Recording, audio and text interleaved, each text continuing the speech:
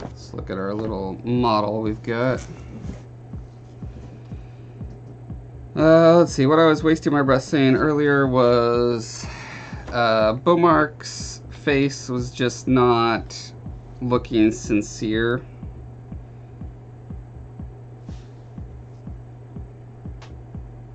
And so I'm trying to figure out why and how to fix it.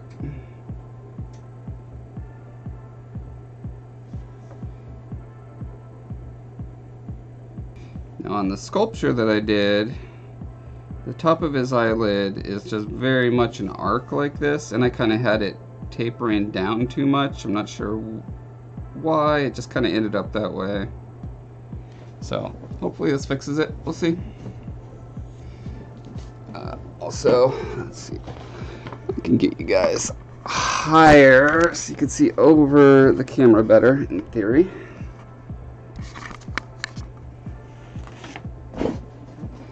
Look at that, unobstructed view right to you, my delightful viewer.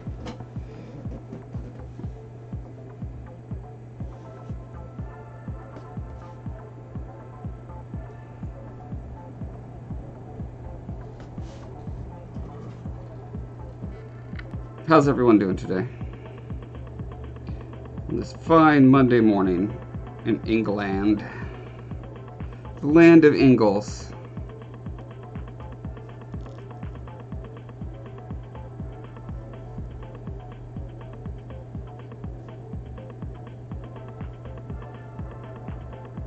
And also Denmark, or whatever part of the crazy frozen tundra north you are in, Sigrid. Sorry, I can never remember the names of the I mean, there's Denmark, and there's Finland, and there's oh, it's still Sunday night there? What? Why am I thinking that you're always saying good morning to me, Kenzo?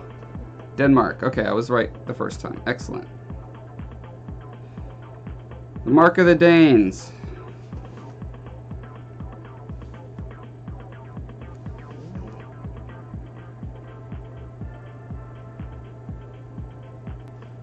I mean, one of the problems is that until you add the highlights to the eyes, they're always going to seem a little flat and dead, which definitely hurts the overall expression. So maybe I just need to pop a highlight in there real quick.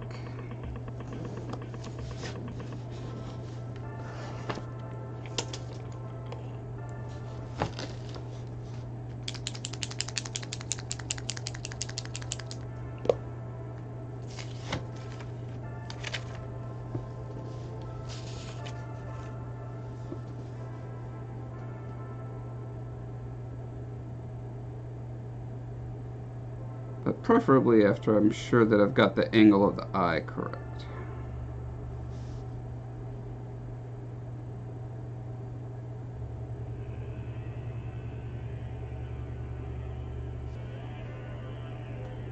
Because it's not really great to be shading over a highlight. It just messes up the natural flow of the graphite as you smear it around.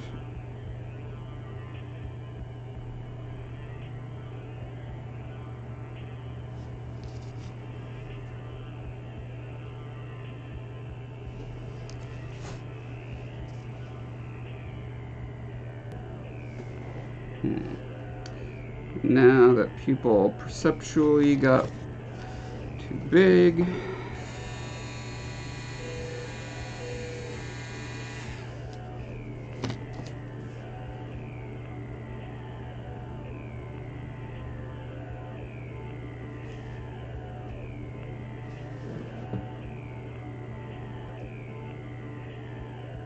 This is reminding me kind of pixel art, where like I'll move one pixel, you know, when you're doing a low poly or a low pixel count character, like a 16 by 16 or 32 by 32, and you move, you know, you want this to look more like a shoulder and less like his arm, and you move it over, and then suddenly it looks like his chest is twice as wide. That's what I feel like I'm doing right now on the eye.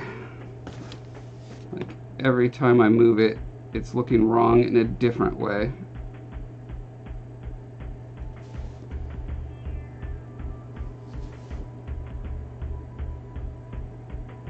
And I don't want to put the highlight on until I'm pretty confident in it, because erasing away a highlight becomes a whole nother problem. Like, it disturbs the surface of the paper, which then makes it almost impossible to do fixes after that.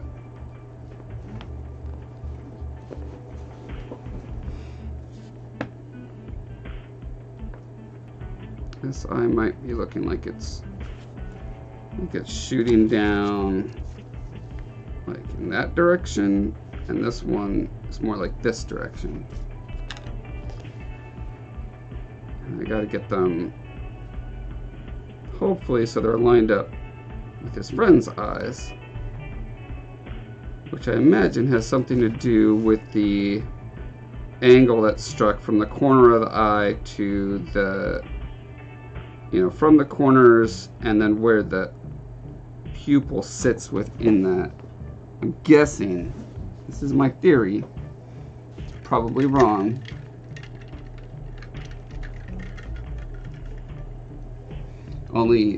Kenzo usually only catches my stream on Sunday night, and Wednesday I stream. Oh, Wednesday, that's what I'm thinking. Okay.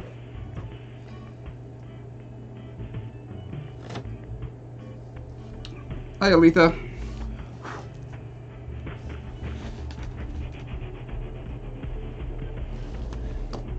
Try something. So yeah, I think I need to raise this pupil a teeny tiny amount. Oh, see, that's the problem with the light there, is in the shadow gets in the way of the pencil.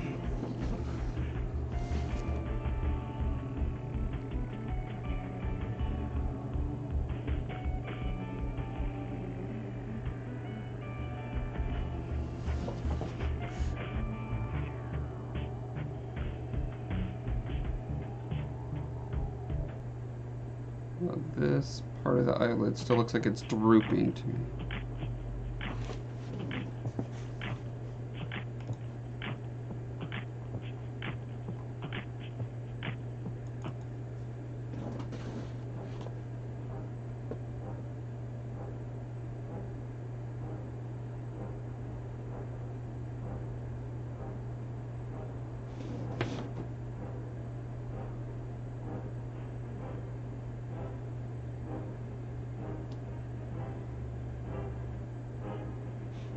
Which is tricky because when you smile, your eyes do squint up, so I can't have them looking like they're normally as wide as a still face would be.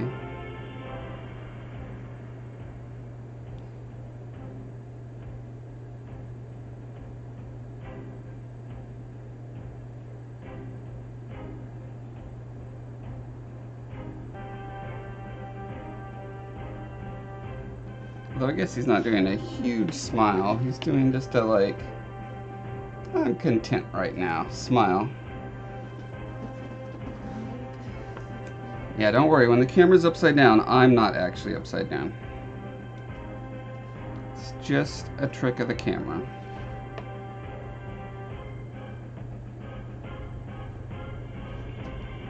Cats are watching hummingbirds fight outside. Nice.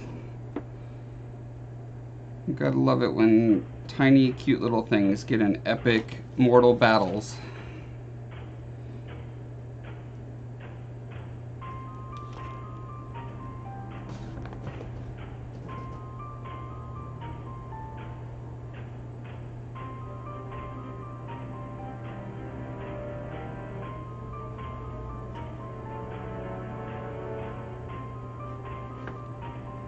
Alright, I'm just gonna bite the bullet and give him some highlights real quick.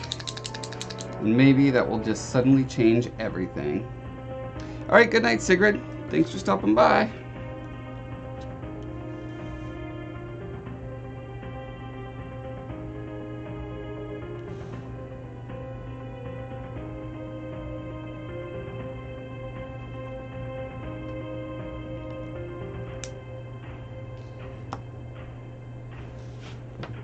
going to let that dry for a little bit and address the mouth.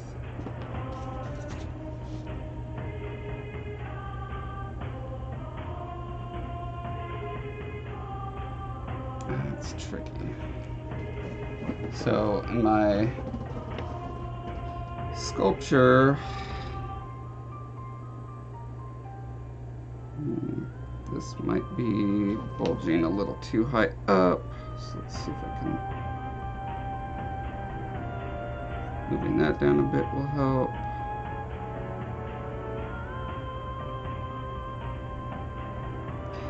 And currently, I spent several hours last night trying to figure out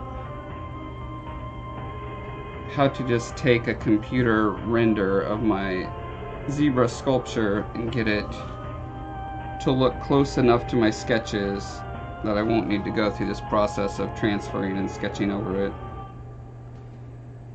If I can crack that nut, I'm going to save myself a lot of time.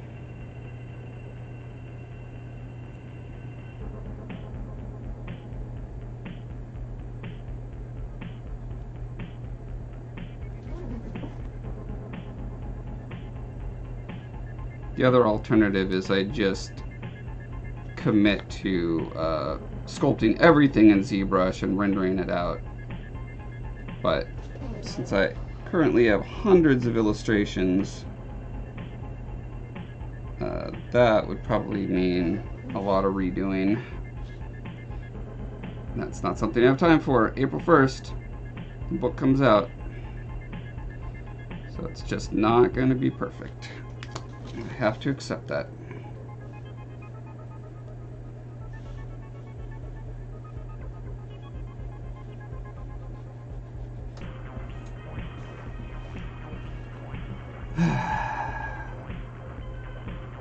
Yeah, there's something about that mouth that just feels fake. And I don't know if it's a combo of the eyes in the mouth or just the lines of the mouth.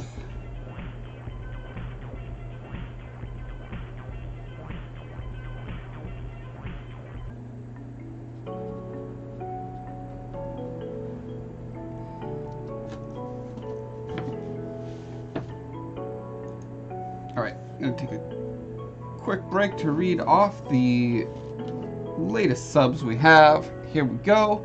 On the YouTubes, we've got Andrew So, Raul Amtiz, Matthew Christensen, Mike Pacumio, Randy Mann, Nicholas Valenzuela, Chris Ramsey, HP Artifact, Barry Lee Loy, Steve Haskey, Catherine Kath, Lazy Fawn Lexi, that's on Twitch. Back on YouTube, we've got Herbalist87. On Twitch, we've got T Castagna and Brandon GW. Over on YouTube, we've got Paul Radlick, Philip Lucell. What is it? What is an O with the 2 dots over it? Just kidding, I'll never know. Samantha Grabowski, JK, David Hagendorn, Kathleen Selig, Julio Figuaro Diaz.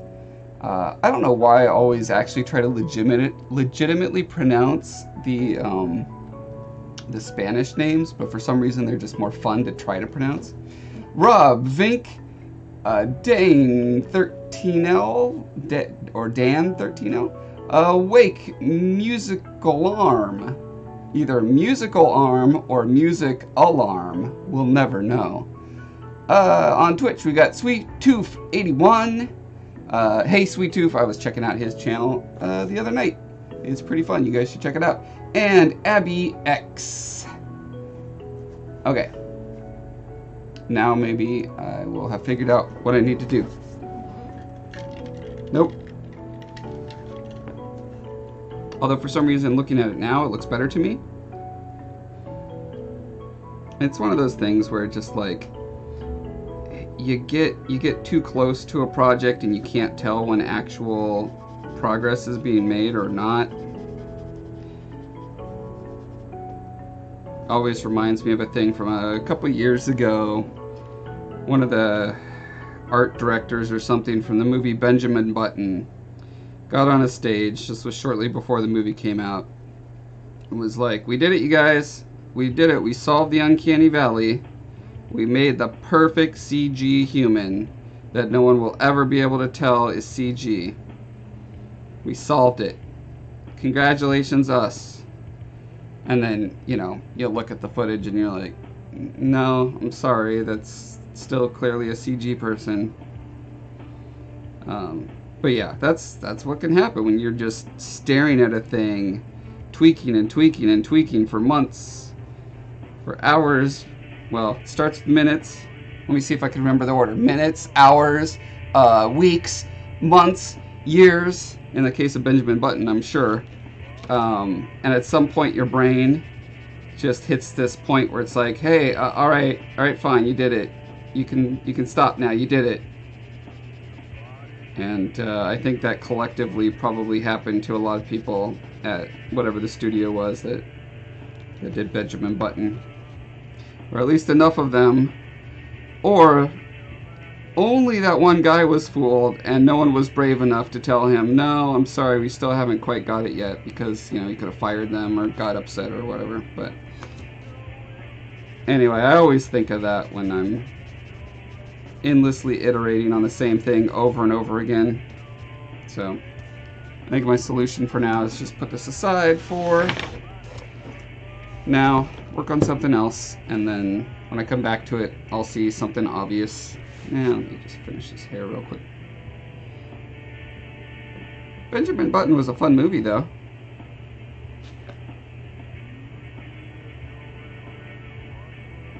It just, sadly, it did not solve the uncanny valley. Which is one of the big innovations that is going to have to happen for my dreams of Tales from Talifart to happen. Because all of my productions are going to be fully CG, but I don't want them to look like... I want them to look like Game of Thrones, with like real actors really acting in front of a camera in a fantastical environment, but I'm not going to tie my franchise to actors. I think that's a huge anchor that is currently around the necks of a lot of IPs, is they attach themselves to an actor, the actor ages or loses interest or whatever other, you know, get contract is up and they demand more money, whatever. It's just such a needlessly risky thing to tie an IP to. So, not that I want to abuse or not give any actors that work on the thing short shrift. I'm just saying, at some point they die, and like, you know, Jim Henson, Kermit the Frog is still around, right? He's being voiced by his son, I believe. Another Henson. But they could have easily found a voice actor who does a pitch-perfect Kermit the Frog impression, and the character would continue to live. So that's really my biggest reasoning for wanting to be completely CG.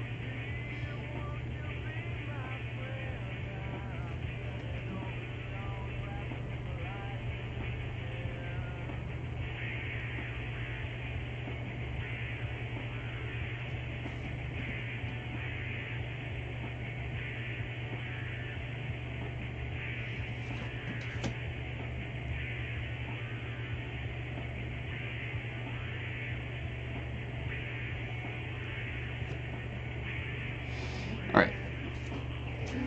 A raise of hands. Who wants to make a huge mess right now? Anyone? Aletha? 76? Do you want to? Yeah? Yeah, okay. Good. I'm going to make a huge mess right now. This is the reason that I thank God every day that I have an art studio and don't have to do this in my living room anymore, or kitchen, or bedroom, or all the other places that I used to do these awful things.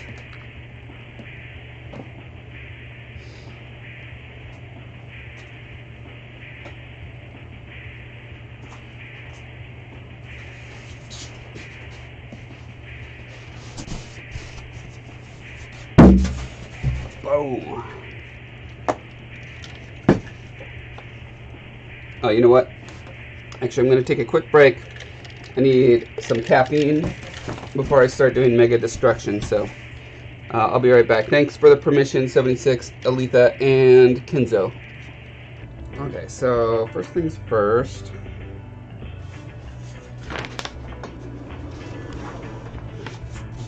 Gotta make sure this piece is the right size. I believe it is.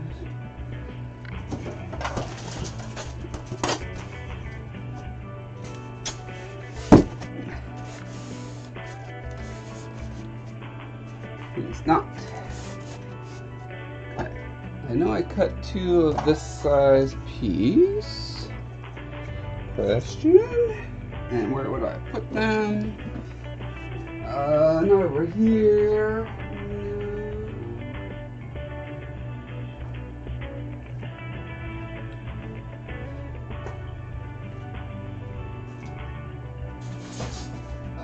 Uh-oh. Okay, maybe I need to, I'm going to be cutting this piece. It shouldn't be a problem.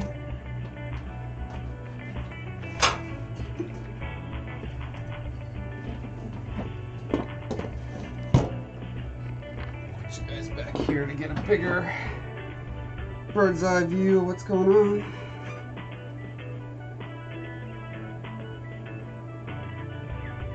To see the mess in its full glory.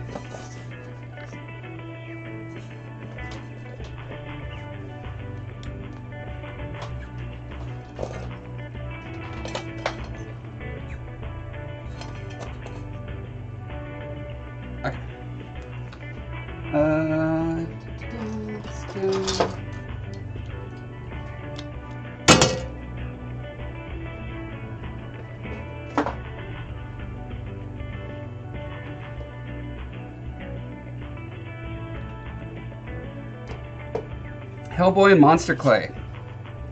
Someday I should figure out Monster Clay. So many pros that I know that use it. In fact, my friend Peter gave me a clump of it. He was like, here you go.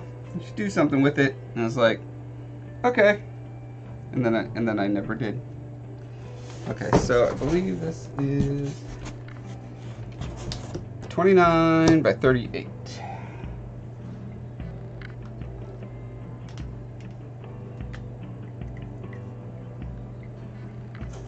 And do I have a true edge?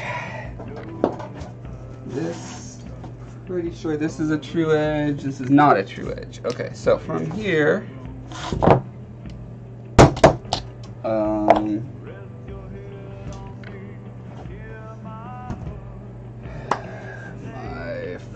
full-size ruler that goes that far is, drum roll,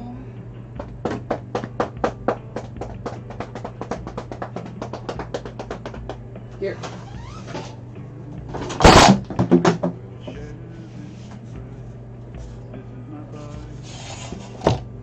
Okay, the long one is 38.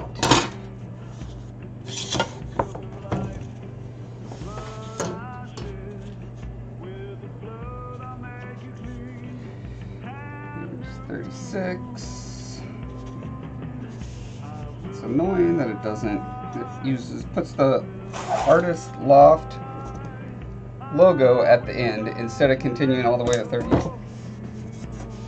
Thanks for nothing, Artist Loft.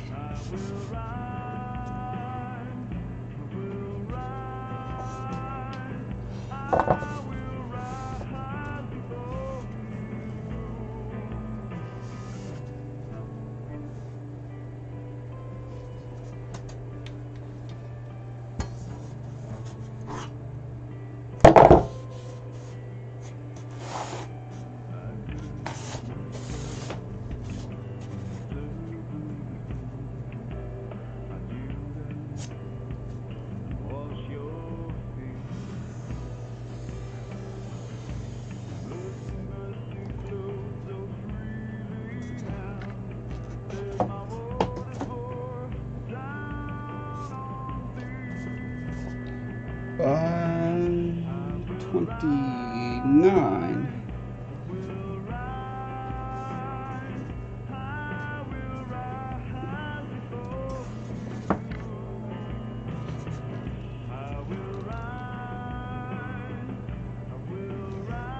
I'm trying to think if there's... I don't think there's a reason to cut it off at 29 though.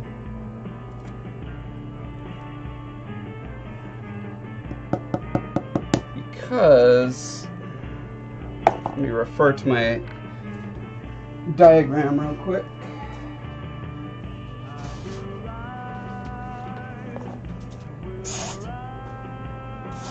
Oh, as you can see, oh man, I set it to record again. Stop it. So the middle piece is where the Colossus stands, and then the piece that I've done here is going to be there, and then the piece I'm working on now is going to be here. But it seems like if it sticks out a little bit further, that's not a problem, because it's already got the, let's see, the 38 is to go along the side. Okay, so that's the fixed part. Yes, the 38. Yeah, 29 can go as long as it needs to. And then these side pieces, I think they might be, I don't know if they're limited by, because I had to limit a lot of these dimensions to what would fit in my car for transport. Although if this sticks out a little bit, it's not a problem, and it might make it more versatile. So I'm going to go ahead and just cut it as long as it can go and still be clean.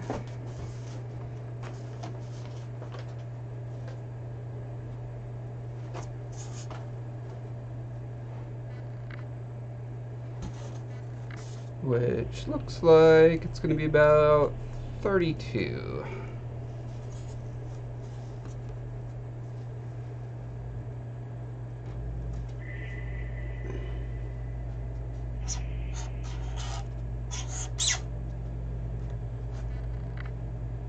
No, this is 38, right? Yes, 38. This is 32.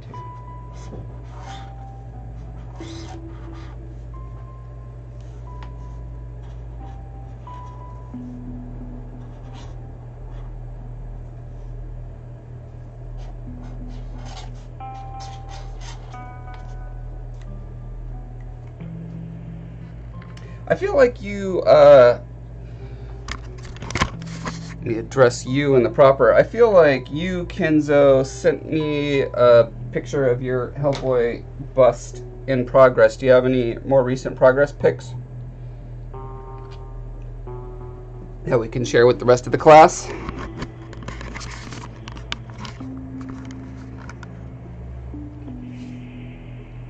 Oh, look at me. I got this holy halo above my head. That's pretty cool.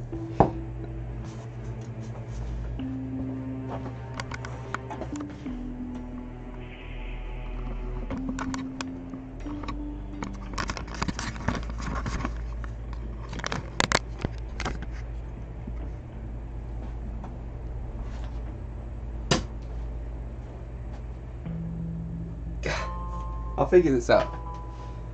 Just you watch. I will figure this out. Okay, now I am not obscured and lost in light. 32.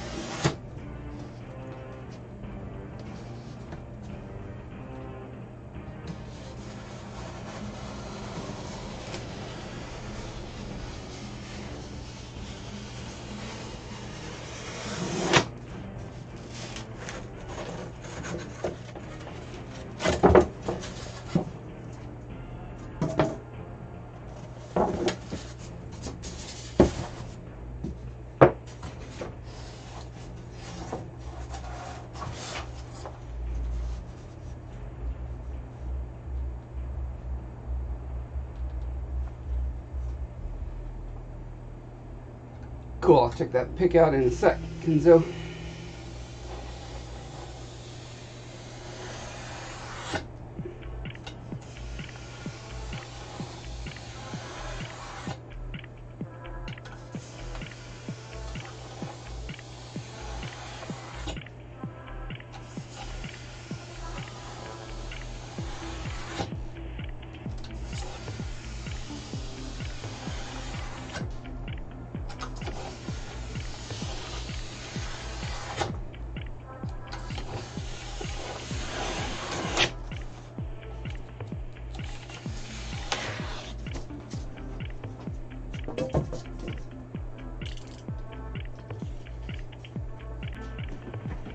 So I got this little sanding device a while ago, and it is a Proxon, which I did not realize. It says right there. See, that proves it. It's Proxon. And then I was looking to buy one of these guys and recognized just the color and form factor. It's like, wait a minute. Because this power thing costs like $50. You have to buy it separately. It's ridiculous. But you know what? I already have it for this thing. So, and it looks like, did I just literally break? I think I just broke the pieces off. Oh no. I think it got bent in the box as I had it plugged in and it got tilted. Oh wow, that sucks. I may have destroyed one of my tools live on stream. Kenzo says, have done a 3D print of Hulk Ragnarok. It's massive, 2 feet tall. Holy cow. You like the big stuff, don't you? Wow. Yeah, I don't think there's a way to fix this. I mean, maybe if I knew how to weld? Oh, that sucks.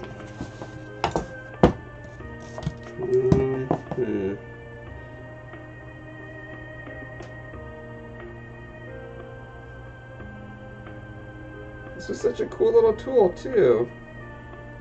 Let's see how much it costs to get another one. Drat.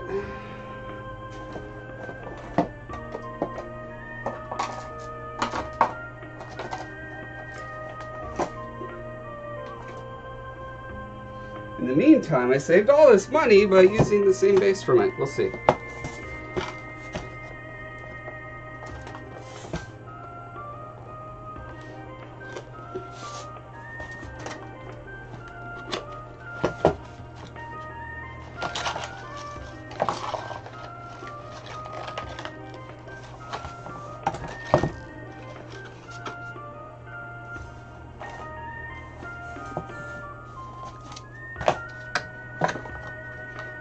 So this is 12 volts, and I believe this, yes, it specifies 12 volt. There's a fancier version of this that has a dial where you can turn it up and stuff, and plug multiple tools in, but that was crazy expensive. Let's see, so this guy, it's for making zany shapes, cutting crazy shapes into your foam.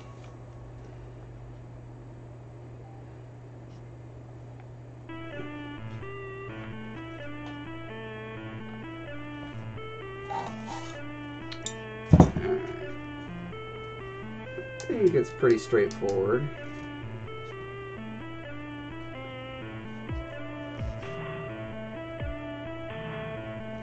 This piece goes out. A current is passed through here, through there, down here, and then through your wire, which then has to connect back up here. It looks like it's just a matter of clamping it down.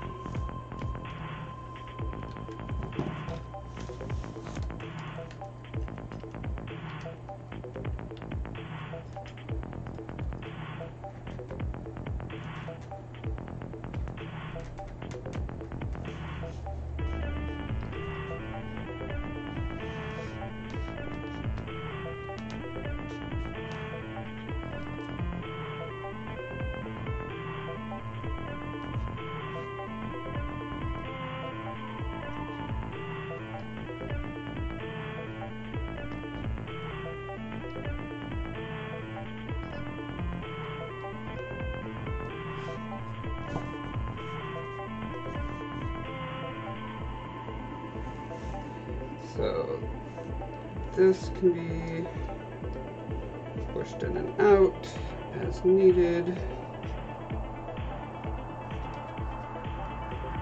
Cool. This as well. Okay, let's plug this bad boy in.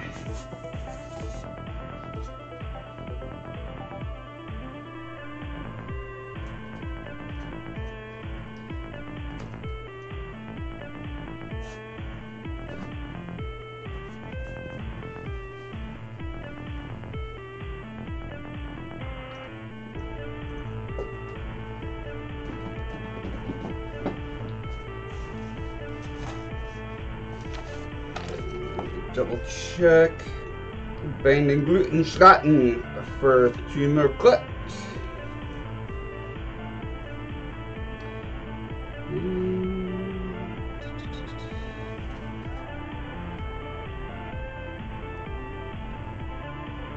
Oh, there's a temperature control knob on the device. Okay, cool.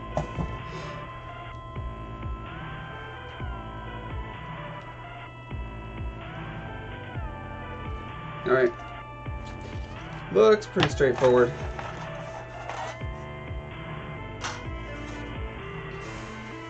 So, plug in, and from now on I'm going to make sure that I unplug it whenever I store it, so it doesn't get bent and the prongs broken off. So, in theory, oh man, I can hear it hum.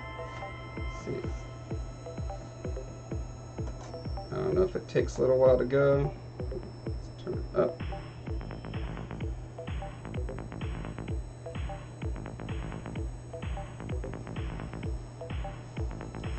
Maximum.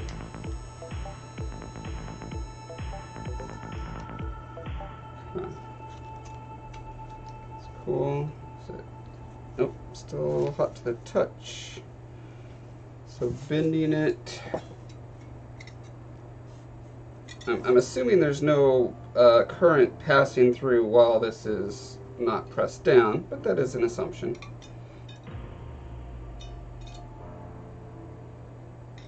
Using a metal tool, I would think the current would pass into me then.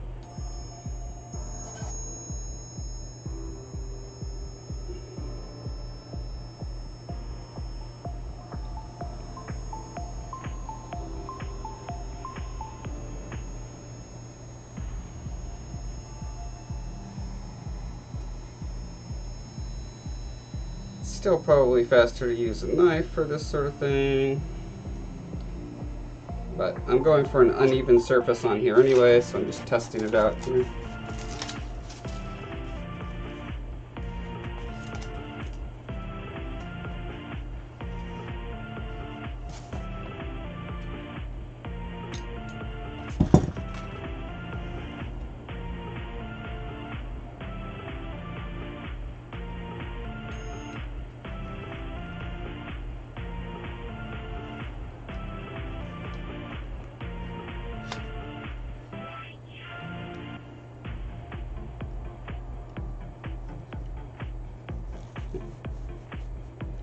Going to be interesting experimenting with this. What I thought I could do with it is clamp it down somehow and then use my little rotating device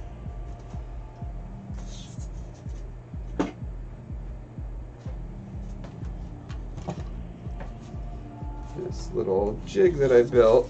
In fact, I might as well try it now. It's going to be a very imperfect test, but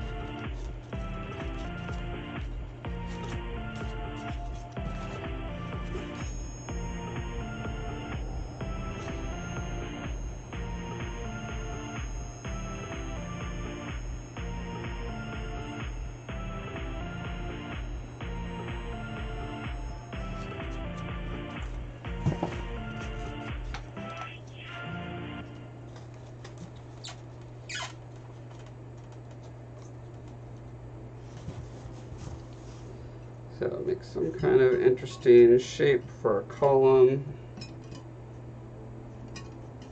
Not sure how. pinchy, I'll be able to get away with it, like nice right angles or whatever. But just pretend this was a pleasing to the eye shape. Turn that on, and then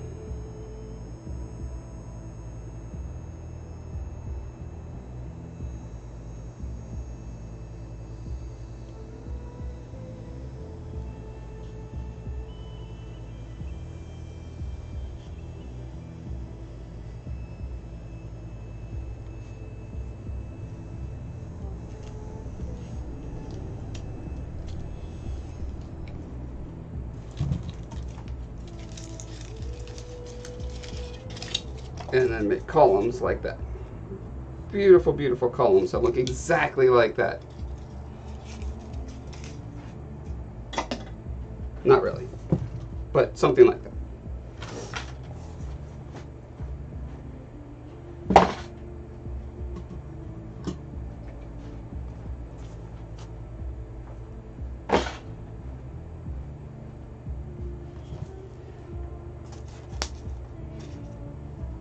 Alright, that was good for experimenting. Let's put this away for now.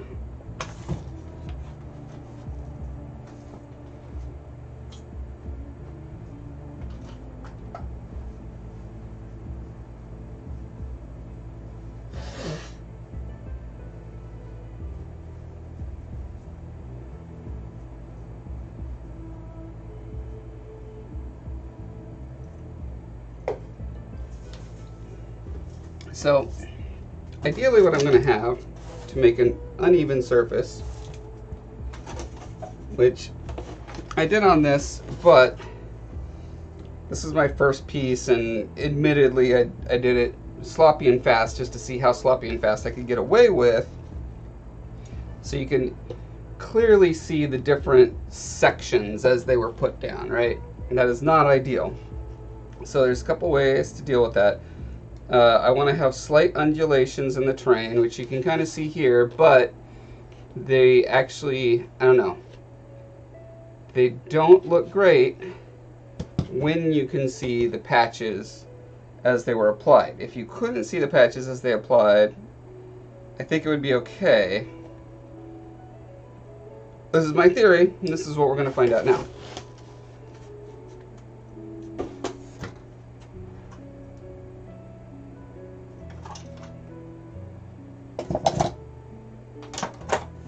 So one way to get those undulations is to do that, and then you're going to get some natural lumps and bumps when you glue it down. I'm not sure how deep I want the depressions to go. I think I'm going to experiment on this one with keeping it pretty shallow. Some deformation, it's just smashing. Now got all these. So, I spent a long time making all these, you guys. Long time. So, putting them down in the patch of squares they are, I'm worried ends up with what I was getting before. So I think if I just tear them up into more random sized pieces, I will avoid that. So that's going to be my strategy for today.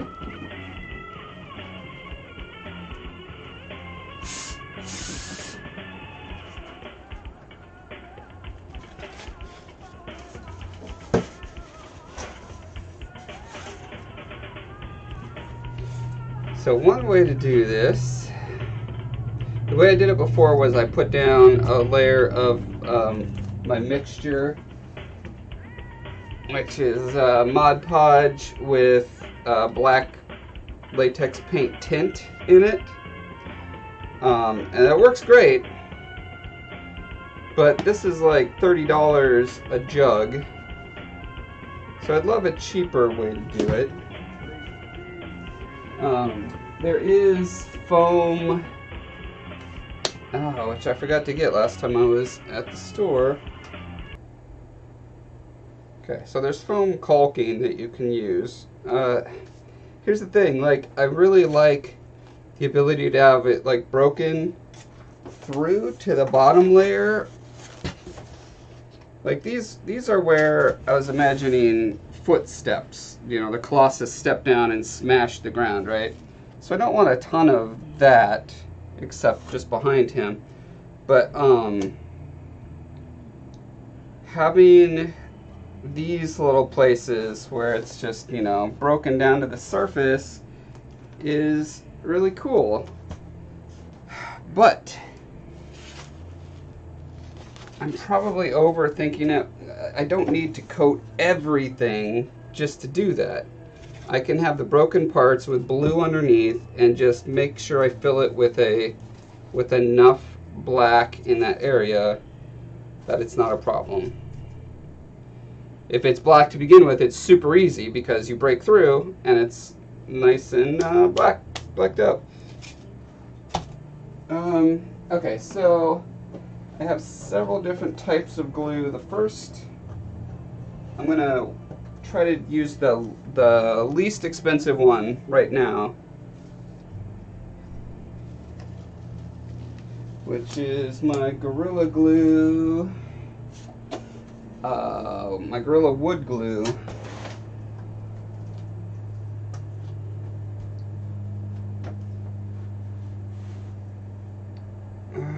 Let's see, water resistant. So normal Gorilla Glue, you're supposed to wet the surface before you apply it, but I don't believe that's the case. I believe this is just like regular wood glue. It was sitting right next to the regular wood glue and cost about the same, so. Let's see, clean and dry surfaces, apply glue generously, joint and clamp for 20 to 30 minutes, parts fit tightly. That's not true. Excess glue can be removed with wet, clean cloth or scraped off. Allow bond to dry 24 hours. Okay. Temperature should be above 55. It's close.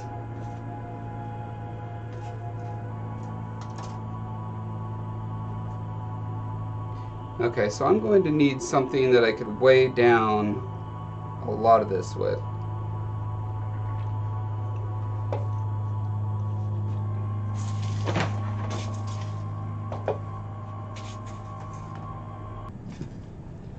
Trying to decide if I want to glue a whole section, and no, I should be sensible and start a little bit at a time.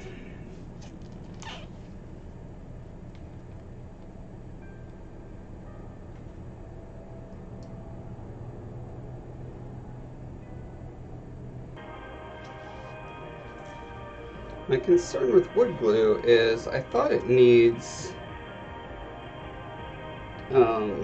like air to actually dry, like, or the water soaks into the wood, but water does not soak into foam, so I'm concerned this won't be a good solution for this. I saw someone else on the interwebs using it, which made me think, it should be fine. Then again, not everyone on the interweb knows exactly what they're doing, do they? Do they? So I'm gonna break, and actually I should be breaking from several different pieces to keep things as different as possible.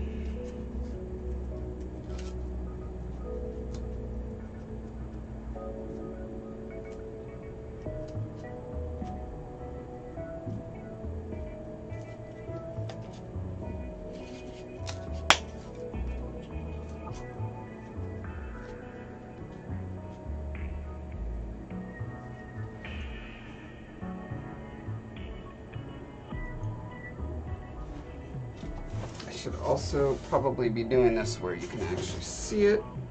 That'd be nice for you guys, huh?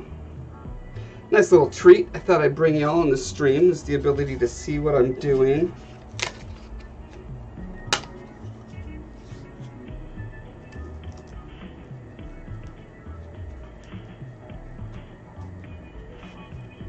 Okay, so see, this is actually the kind of thing I want to avoid, is one straight thing all the way across like that. I mean, I don't mind it every once in a while, but in general, the more it's staggered and stair-stepped, the less I'm going to run into the problem I'm trying to avoid, I believe.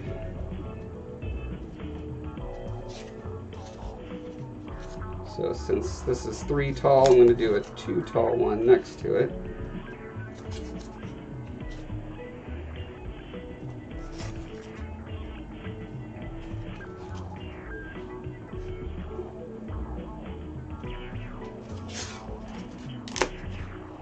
Oh, that's another thing. I made sure that as I was cutting these, I have some that are a little bit thicker and some that are a little bit thinner, so I'll get some nice offset from that. But also, I cut these extra fatties so that I could go in from time to time. Oh, that's a little too small, isn't it? There we go. So every once in a while there'll be a nice uneven big chunk sticking out. Because in this case, unevenness is our friend when it comes to making old dilapidated ruins.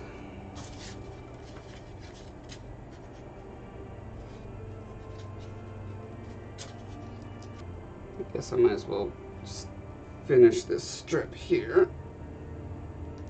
I think I'll do it in this glue, and then I'll do another strip with the more expensive Gorilla Glue and see if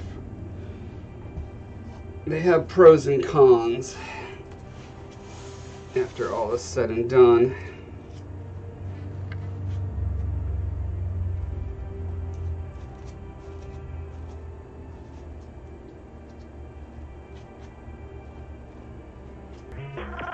Some of these, you can see they're clearly less square than others.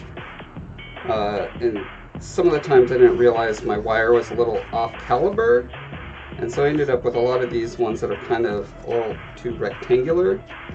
But I think because there's a certain amount of tolerance between the bricks, if I mix them in well with the better proportioned bricks, I think they're still usable. That's kind of what I'm trying to suss out now. Like, so this whole group of them here is probably not ideal. I want to split them up more.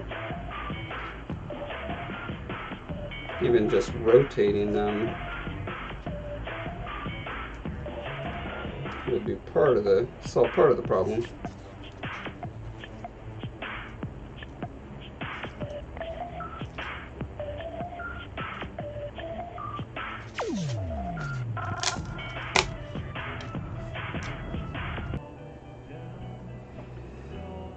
Weather's beautiful today. For real? I don't think I've set foot outside since I got home Friday night, so I have no idea what the weather's like here.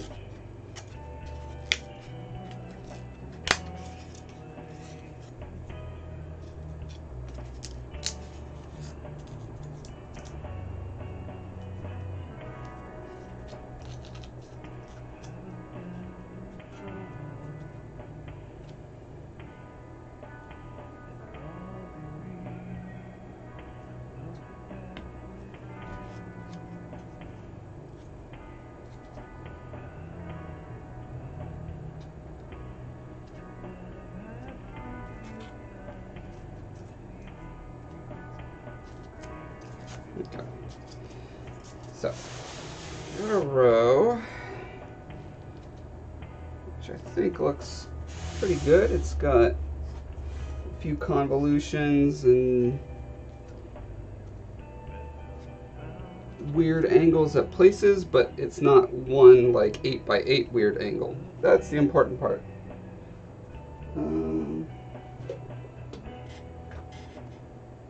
What is the best way to weigh them down? I wish I had several bags of rocks. That'd be cool.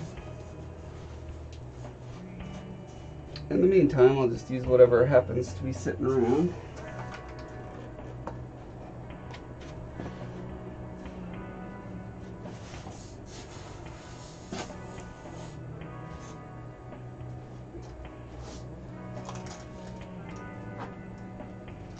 I do have this bag of rocks.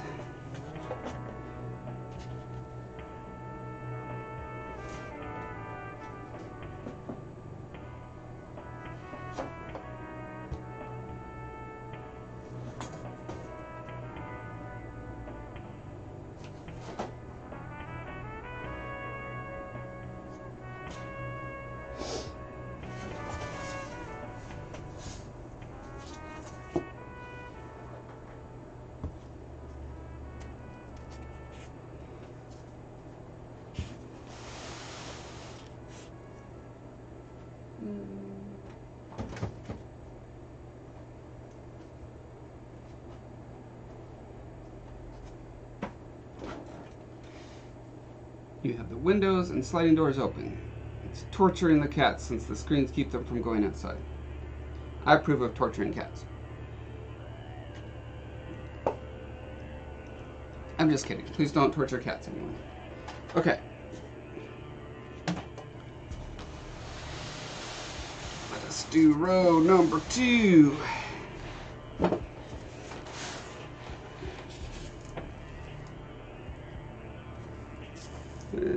Yeah, I don't want to start another one over here and then end up somewhere in the middle not being able to rectify those 2 lines. So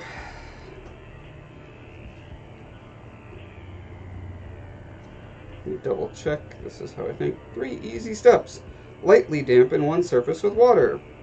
Do not add water to bottle. 2. Spread a thin layer of Gorilla Glue on other surface. 3. Clamp objects together for 1 to 2 hours. You can use heavy objects to achieve clamping pressure.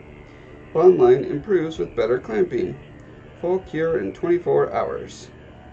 Do not microwave or heat. Do not over-apply glue. While curing, glue will expand 3 to 4 times. Be careful of squeeze out. That's right, I did hear that about this. I don't know what to think about that expanding action.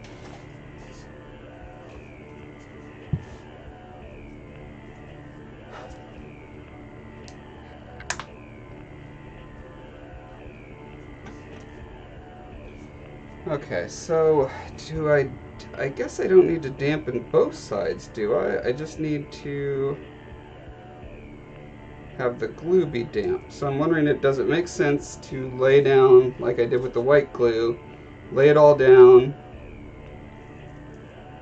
Oh yeah, if I lay it down, don't wet it, and then I dampen these as I apply them like stamps, I think that should work. We shall find out. It looks like delicious honey.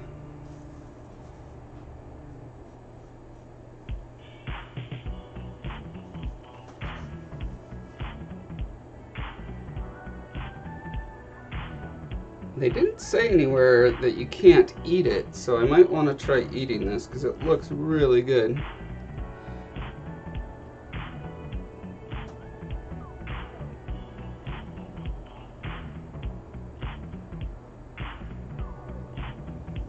Try it in coffee? Yeah.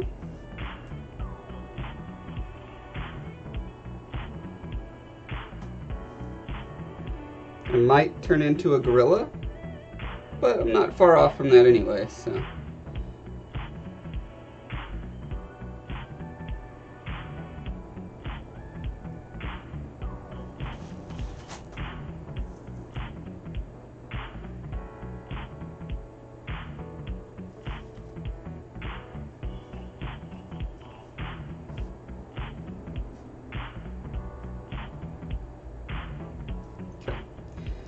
Don't think that's over gluing. Let's see. Do feel like I should probably spread it a little bit.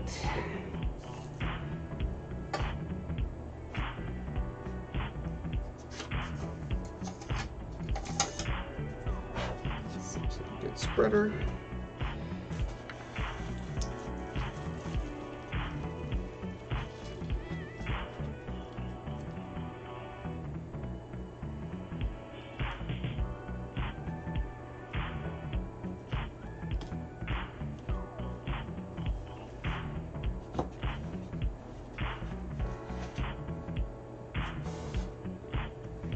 Okay, now maybe a spray bottle. I can tear off my pieces, spritz them, stick them. That's what I'm thinking.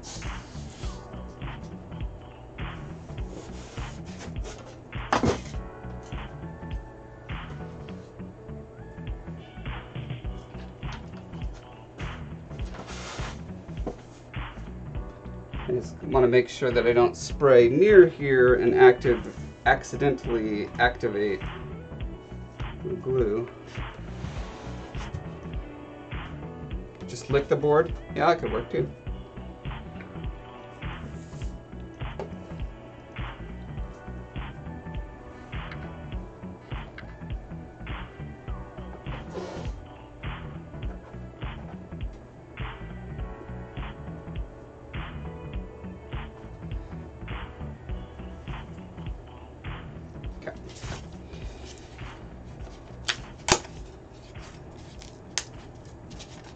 I should just start with broken up bits, shouldn't I? Why the hairy heck not?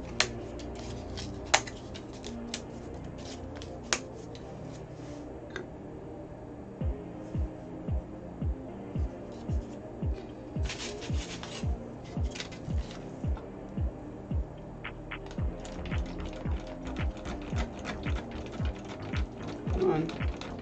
You can spray. I know you can do it. You are a spray bottle.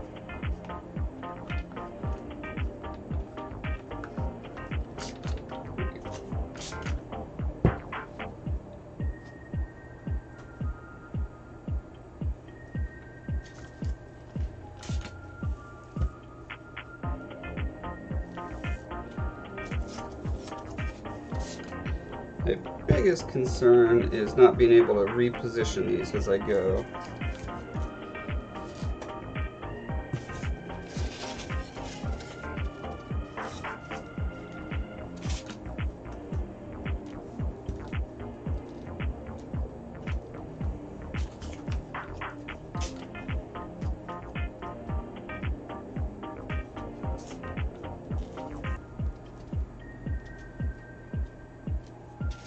I'm guessing if I go in kind of one row at a time, that will give me enough time to still be able to reposition as I go, but we'll find out.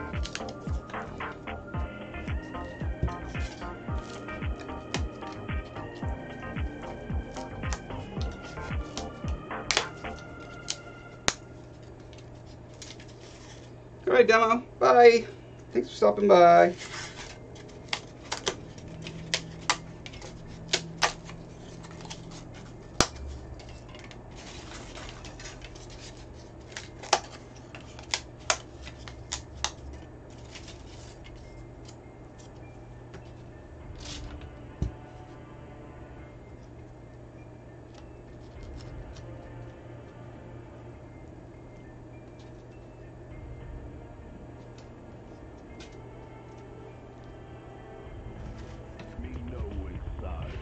Approximately possible. Hi, approximately possible. Thanks for following.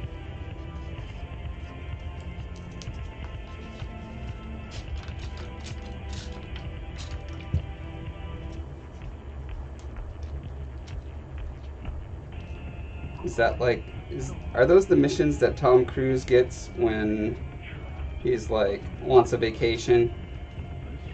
It's like, I'm tired of these impossible missions. Can you give me one that's approximately possible?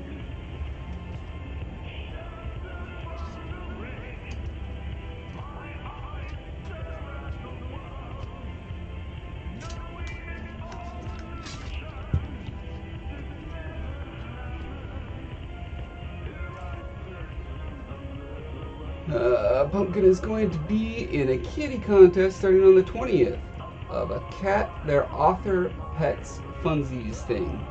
Oh, interesting.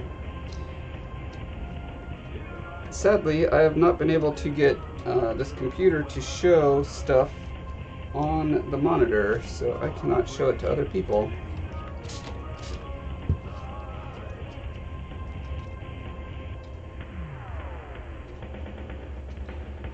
Are you gonna try to get Pumpkin to do tricks?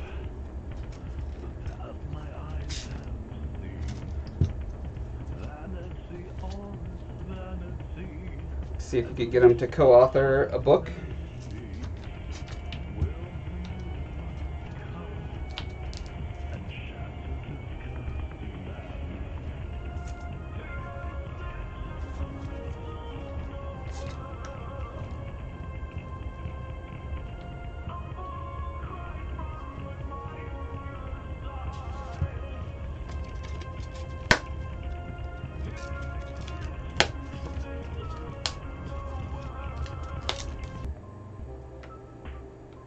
Just gonna be voting on pictures? Okay. Well, which ones are you submitting? I would assume the ones where he's wearing a crown, because that's gonna subliminally tell people to vote for him because he's already the king.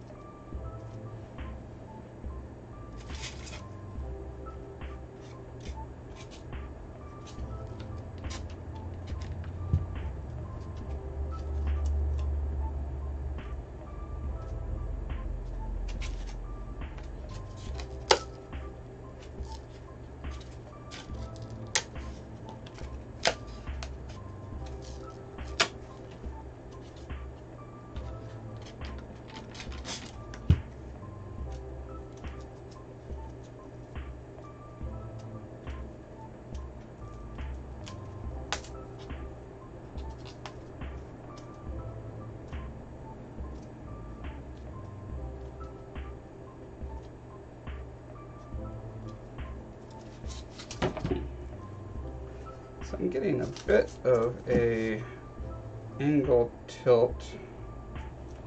Starts a little further that way at the beginning and ends up a little bit more this way at the end.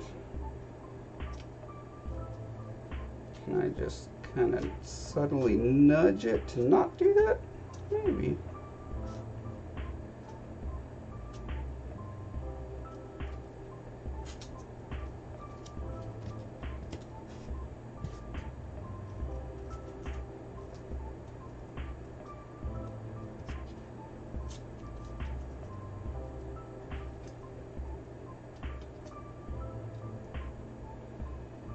Okay, so what I'm thinking is that these are probably the very best thing to weigh down because it distributes the weight fairly evenly over the surface, and if like it could even help give texture to the surface. So I think I'm gonna go buy some gravel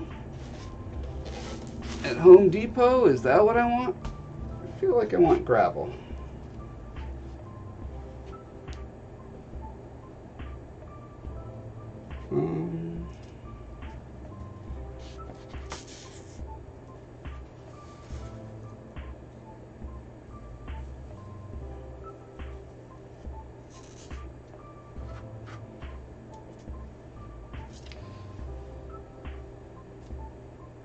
But yeah, then I could do, like, we'll see. I'll come back tomorrow and see which of these two is better for my purposes.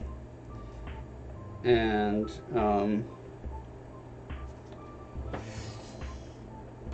I guess, yeah, I guess based on that, then I'll either, I may get more Gorilla Glue or wood glue. And definitely either way, I'm going to want to be able to weigh down an entire board at a time. so I can crank through these. I have a lot of surface to cover. You can see here setting the weights on there caused some of the glue to squeeze out of some of these seams. Which that's cool. I think that'll kind of look like grout. Which I'm not going for a real grouty look, but it's fine for there to be remnants of grout here and there. Oh wow, something must have been leaking here. Should dry that.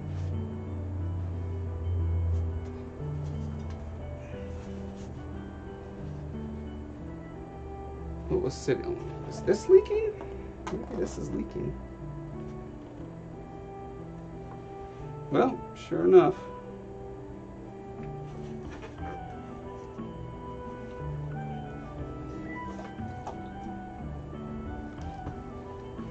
Not good for one of your weights to be leaking.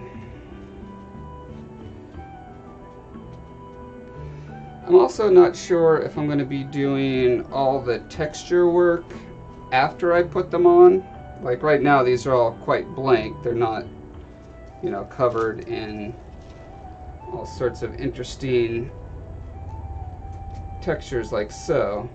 The downside to texturing them after they're on like this is that you tend to get similar looking rocks in areas where ideally these look like they're all flagstones that have come from different places and are, you know, have been placed here, you know, one at a time, not in big patches. So, yeah, what I may do is spend some time, you know, I'll do this piece all one kind of texture, this piece a different texture, etc., and then when I'm tearing them apart, they'll naturally have those different takes on them. Hey Freaky Deek, rating. Today I'm working on some kind of it's like a tile ground. Here's one that's a little further along for my Colossus to be walking over for the pictures. That's what I'm up to now. And testing the best glue to go with. I'm trying the Gorilla Wood Glue and the water activated Gorilla Glue as well. And with both of those, you kind of want to weigh down the surface. I've been putting these guys down over the board. So, mostly tests right now.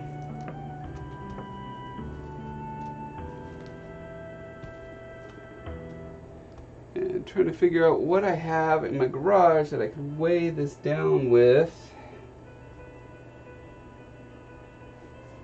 Oh, there's a big old jug of water that'll help.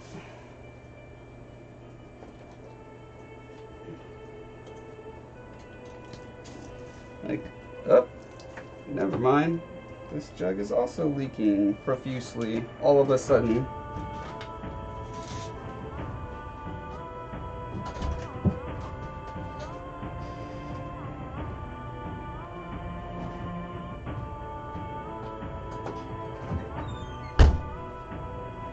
Which is weird because it wasn't leaking. It wasn't leaking when I was sitting there, but nah. Or when it was sitting there.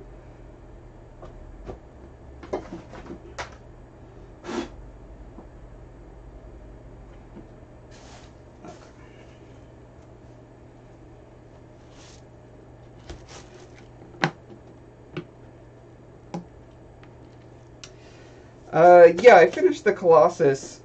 I haven't done many promo pics for it yet because I've been building this backdrop for it and I want to wait for the video series of the creation of it to finish. But I can show you like a, for instance,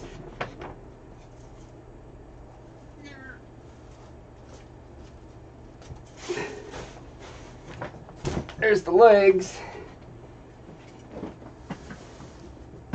So you can see why I need such a massive ground for it. Yeah, it's a big boy, that's for sure.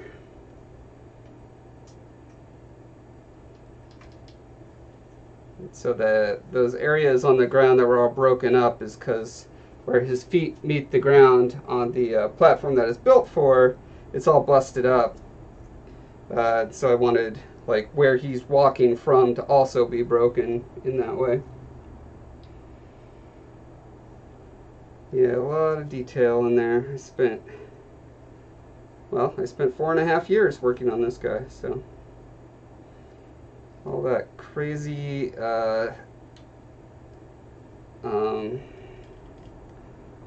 what is that word? Not Baroque, Gothic cathedral. There's a word for that. Whatever it is, I did a lot of that.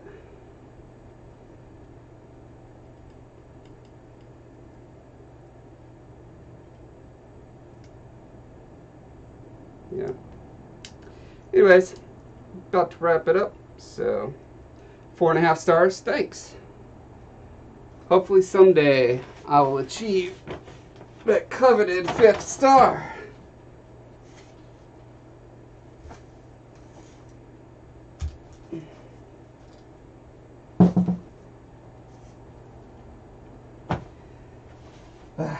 Okay. Anyways, winding down for the day. Thank you everyone for coming out. Thanks for the woefully late invasion, Freaky Deek. Always appreciated. There's gunk all over the lens. Not surprising. All over everything.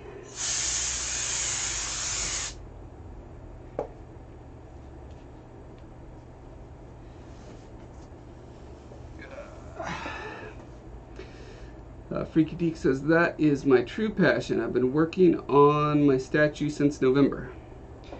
What statue? You got a picture of it?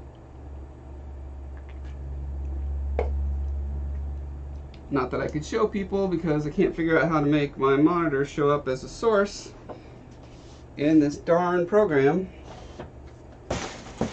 But I'd still like to see it.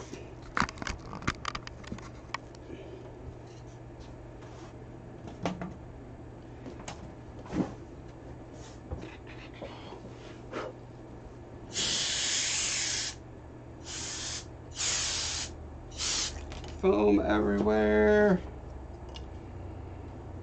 Figure it out. Yes, I should figure it out.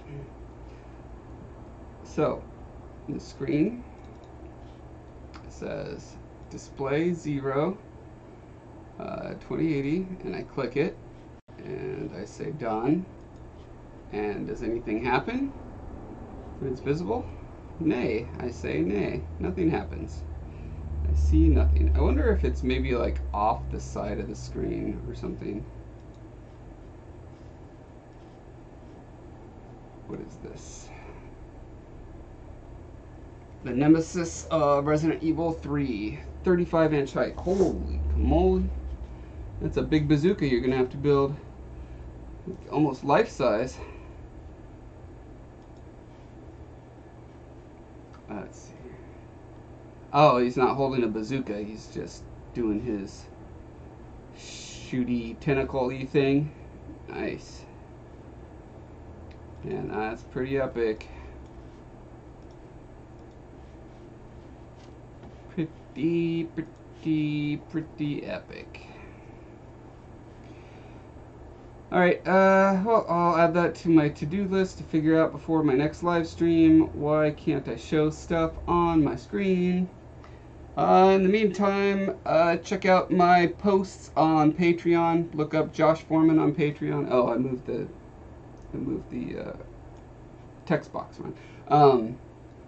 And because I post every Saturday night, usually technically Sunday morning, a little update on the studio and what I'm doing and what's happening next, and it's cool to check that out. You don't have to be a subscriber to my Patreon to read those.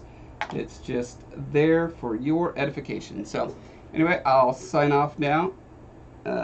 Started learning from your YouTube channel. That's awesome, Freaky Deek. I love hearing that, you know, I kickstarted creativity somewhere. Makes me really happy. See you guys next time. Bye!